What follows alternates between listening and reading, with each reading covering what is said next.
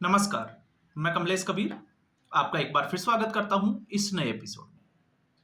आज के इस एपिसोड में हम बात करेंगे कि आखिर हर गद्दार को जयचंद की ही उपाधि क्यों दी जाती है। तो इतिहास के पन्नों में ये जयचंद कौन था?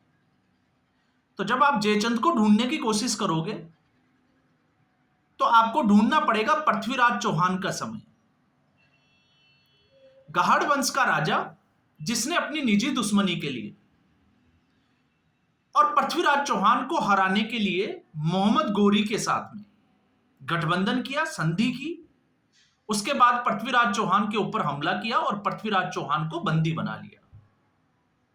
इसलिए इतिहास के पन्नों में सबसे बड़े गद्दार के रूप में जयचंद का नाम दर्ज हो गया। और वैसे भी इतिहास है, क्योंकि हिंदुस्तान को खतरे की जब हम बात करते हैं तो खतरा जो है वो बाहरी लोगों के बजाय आंतरिक जो लोग हैं उनसे ज्यादा है। अब ऐसी स्थिति में आज हम जयचंद की बात क्यों कर रहे हैं? तो आज के समय में अगर हम जयचंद की बात करें तो फिर हम ढूंढेंगे कि जयचंद कौन है। आज लोकसभा में वक्फ बिल संशोधन अधिनियम जो 2024 था उसके ऊपर बहस चल रही है जब मैं ये वीडियो बना रहा हूं। लेकिन मेरा इस बहस से भी जो है वो कोई मतलब नहीं है। मेरा मतलब है, कल से मैंने शिवसेना उद्धव बालासाहब ठाकरे यूबीटी उसके प्रवक्ता किशोर तिवारी को भी मैंने सुना और आज संसद में शिवसेना का स्टैंड भी जो सुना। उसके बाद में मुझे लगता है कि आजाद इतिहास में 1947 के बाद में अगर कोई सबसे बड़ा जयचंद है तो फिर वो इसी पार्टी से होगा। और ऐसा मैं क्यों कह रहा हूं? ऐसा मैं इसलिए कह रहा हूं, जब भी हम बात करते हैं हिंदू और हिंदुत्व की, तो भारतीय जनता पार्टी उससे भी पहले अगर किसी का नाम लिया जाता था तो वो है शिवसेना। और हमेशा आपने देखा होगा, जब भी भारतीय जनता पार्टी कोई स्टेटमेंट देती है या भारतीय जनता पार्टी का कोई स्टेटमेंट होता है तो उसमें हमेशा बात जो है वो घुमाकर की जाती है। लेकिन जब तक बाला साहब ठाकरे जिंदा रहे, आप उनका एक एक इंटरव्यू जो है वो उठाकर देख लीजिए, चाहे वो बाबरी मस्जिद के विध्वंस का हो, चाहे हिंदुत्व को लेकर हो। जिस तरीके से जब वो ये कहते थे कि बाबरी विध्वंस करने वाले शिव सैनिक है, उससे उनका सीना जो है वो गर्व से चौड़ा हो जाता है, वो गौरवान्वित महसूस करते थे। और सीधे तौर से उनसे जब क्वेश्चन पूछे जाते थे तो वो कहते थे, चाहे वो जम्मू कश्मीर के बारे में हो, कि अगर वो देश के प्रधानमंत्री बन जाए तो पहला काम वो करेंगे जम्मू कश्मीर से धारा 370 को हटाना। और जब बात वक्फ बोर्ड की आती थी तो वक्फ बोर्ड के लिए उनके विचार ये थे कि ये बोर्ड होना ही नहीं चाहिए। अब इतिहास में जब हम इस बात की चर्चा करते हैं कि वक्फ बोर्ड होना चाहिए या नहीं होना चाहिए, तो बात आती है विपक्ष की, कांग्रेस पार्टी की, इस वक्त जो विपक्ष में है। तो कांग्रेस पार्टी तुष्टीकरण की राजनीति करे, समझ में आता है। समाजवादी पार्टी तुष्टीकरण, मुस्लिम तुष्टीकरण करती है, यह बात सबको समझ में आती है। और क्यों समझ में आती है? क्योंकि कांग्रेस पार्टी का तो इतिहास ही है देश का बंटवारा करना। 1947 में जब धर्म के आधार पर बंटवारा हो ही गया, तो ऐसे देश में जब मुस्लिम लोगों, धर्म के लोगों ने अपना एक नया देश मांग लिया, तो फिर उनके लिए भारत में क्या बचता, आप सोच के देखिए। क्या आज पाकिस्तान में जो सिख और हिंदू बंटवारे के समय पाकिस्तान में अपनी जमीन जायदाद घर छोड़ के आए, क्या आज वो अपना दावा ठोक सकते हैं कि वो प्रॉपर्टी हमारी है? तो फिर मुसलमानों को यह हक किसने दिया कि वो भारत में रहकर और भारत की जो जमीन है उसको अधिग्रहण कर सके? तो यहां तो इतिहास में जो है वो आपको पन्ने पलट के देखेंगे हम, तो कांग्रेस पार्टी का इतिहास वो तो सबको समझ में आता है। उसके लिए वक्फ बिल बनाया गया और फिर उसके बाद में 1995, फिर आप आ जाइए 2013 में भी जाते जाते उस बिल में संशोधन कर दिया और वक्फ बिल को और ज्यादा अधिकार दे दिए। अब ऐसी स्थिति में चूंकि भारतीय जनता पार्टी का एजेंडा जब आप देखोगे तो भारतीय जनता पार्टी के निर्माण के बाद में, जब जनसंघ से भारतीय जनता पार्टी में कन्वर्ट हुए, तब से एक ही मुद्दा था और वो था हिंदुत्व के। आपको देखा होगा धारा 370 हटाना, यूनिफॉर्म सिविल कोड लेकर आना, और ये तमाम तरीके के मुद्दों पर भारतीय जनता पार्टी राजनीति करती आई है, जिनके ऊपर हमेशा आरोप ये लगते हैं कि वो हिंदू मुस्लिम करते हैं। अब ऐसी स्थिति में आज जब आप देखोगे तो अफसोस ये होता है कि शिवसेना जो यूबीटी अभी है, उन्हीं बाला साहब ठाकरे के बेटे पुत्र उद्धव ठाकरे, और उनका स्टैंड ये है कि वो वक्फ बोर्ड के साथ खड़े हैं, जिसके पास लगभग जो है वो 9,40,000 एकड़ जमीन जो है उसने दावा कर रखा है, वक्फ की प्रॉपर्टी है।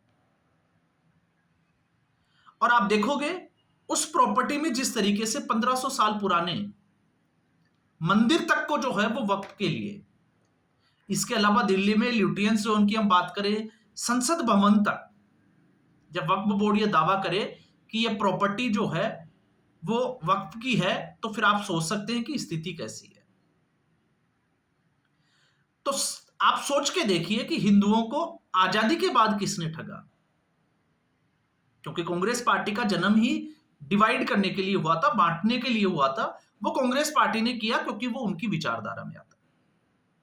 समाजवादी पार्टी के अखिलेश यादव को सुनते हैं तो उनका जो तर्क है, आज जिस तरीके से लोकसभा में उन्होंने तर्क दिया कि भारतीय जनता पार्टी मुस्लिम भाईचारे को, अब मुस्लिमों को भी जो है वो बांटना चाहती है।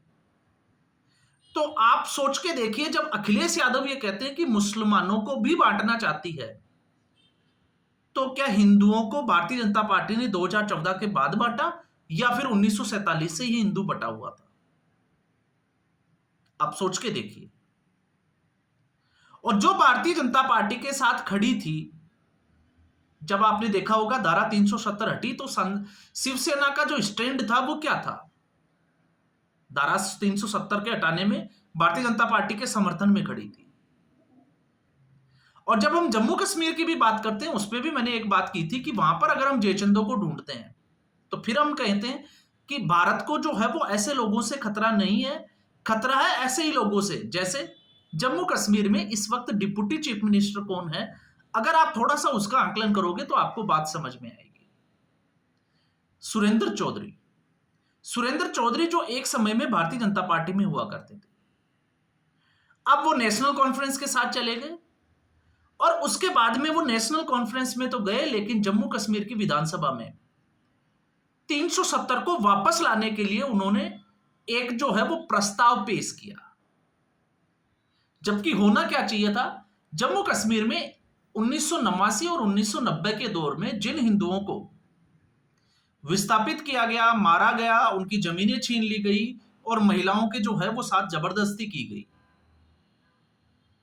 उनके वापस जो विस्थापित जो थे उनको वापस बसाने के प्रयास का एक प्रस्ताव लाने के बजाय सुरेंद्र चौधरी अगर 370 का प्रस्ताव लाते हैं, तो आप सोच सकते हैं कि भारत को जो है वो खतरा किससे है। आज आप और हम लोग जो है वो बैठकर हिंदुत्व पे बहुत ज्ञान दे सकते हैं, बहुत चर्चाएं भी कर सकते हैं, लेकिन क्या कभी हम जो है वो झांक कर देखते हैं कि आखिर हिंदुओं को खतरा किससे है? तो हिंदुओं को खतरा ऐसी राजनीतिक पार्टियों से है जिन्होंने हिंदुओं की भावनाओं के साथ खिलवाड़ किया, और हिंदू वोटर ने उनके ऊपर भरोसा दिखाया कि शायद अब उनका जो है वो भला होगा। और ऐसी स्थिति में चाहे जयचंद इतिहास के पन्नों में पृथ्वीराज चौहान को बंदी बनाने वाला हो, फिर चाहे सुरेंद्र चौधरी जो जम्मू कश्मीर में धारा 370 को वापस लाने के लिए प्रस्ताव पेश करे, या फिर आज के समय में सबसे बड़ा जो सवाल उठेगा वो उठेगा शिवसेना के ऊपर। आप सोच के देखिए, जो लोग 40 एकड़ जमीन के लिए, जब राम मंदिर की बात आती थी तो 40 एकड़ जमीन के खिलाफ खड़े थे, और आज वही लोग जो है वो 9,40,000 एकड़ जमीन के पक्ष में खड़े दिखाई देते हैं। आखिर इतना जल्दी जो है वो रंग कैसे बदला जाता है? और उसी शिवसेना से फिर आप अगर ये सोचते हो कि काशी की ज्ञानवापी मस्जिद और मथुरा पे अगर हम उनके उसके बारे में कुछ सोच सकते हैं, कुछ उम्मीद रख सकते हैं, तो ये हमारी मूर्खता की एक हद है। बीएमसी के चुनाव है, राजनीति अपनी जगह है। और आप देखोगे बाला साहब ठाकरे, उनका एक जो है वो विचार आपके सामने अगर आप रखो तो आप जो है वो हो सकता है आपको हंसी आ जाए। हिंजड़े वो नहीं है जो साड़ी पहनकर सड़कों पर घूमते हैं। हिंजड़े वो भी है जो हिंदू होकर हिंदुत्व की बात ना करे। ये बाला साहब ठाकरे के विचार थे। और आज की जो शिवसेना है, आप उसके विचार सुन लीजिए। मैं चाहूंगा कल एक एपिसोड हुआ था अमन चोपड़ा के साथ, उस एपिसोड में किशोर तिवारी को सुने, आपको समझ में आना शुरू हो जाएगा कि इस शिवसेना की स्थिति क्या है। और उस शिवसेना ने महाराष्ट्र के विधानसभा चुनाव के परिणाम से भी सबक नहीं लिया और उसके बाद भी सिर्फ और सिर्फ मुख्यमंत्री पद की महत्वाकांक्षा के चलते आज इस दोराहे पर खड़ी हो गई। मैं तो कहूंगा कि दोराहे पे भी खड़ी नहीं है कि आज वो पूरी तरीके से जो है वो हिंदुत्व को छोड़कर मुस्लिम पार्टी शिवसेना जो है उसके आगे से उद्धव बाला साहब ठाकरे जो है वो हटा देना चाहिए और मुस्लिम पार्टी कर देना चाहिए। ये सबसे अच्छा जो है वो है। तो आज के विषय में सांसद शिवसेना के पास में, उद्धव ठाकरे के पास में सिर्फ 9 है। लेकिन और विपक्ष को यह भी पता है कि वो जीतने वाले नहीं है, क्योंकि 237 और कहां 293, और जब हम राज्यसभा की बात करते हैं तो कहां 119 और कहां जो है वो 60 के आसपास। तो विपक्ष को यह अच्छे से पता है कि वो जीत नहीं सकता, लेकिन फिर भी तुष्टीकरण की राजनीति करनी है। क्यों? क्योंकि उनको समझ में आ गया है कि हिंदू वोटर अब उनके हाथ से छिटक रहा है। तो इसलिए आजादी के बाद के इतिहास में अगर आप देखोगे तो मुझे लगता है कि शिवसेना उसी जयचंद के रास्ते पे खड़ी है। और इस ऐसे जयचंदों से अब मुझे लगता है कि जो भी सनातन धर्म के फॉलोवर है या जो हिंदू धर्म के फॉलोवर है, जो हिंदुत्ववादी लोग हैं, उनको कम से कम एक बार जो है वो ठंडे दिमाग से विचार करना चाहिए कि शिवसेना उद्धव बाला साहब ठाकरे पर क्या अब विश्वास किया जा सकता है या फिर वो विश्वास योग्य नहीं है। ये मैं आपके ऊपर छोड़ता हूं। तो आज के एपिसोड में बस इतना ही। उम्मीद करूंगा वीडियो एपिसोड आपको अच्छा लगा होगा। वीडियो को लाइक करें, शेयर करें, चैनल जरूर सब्सक्राइब करें। धन्यवाद।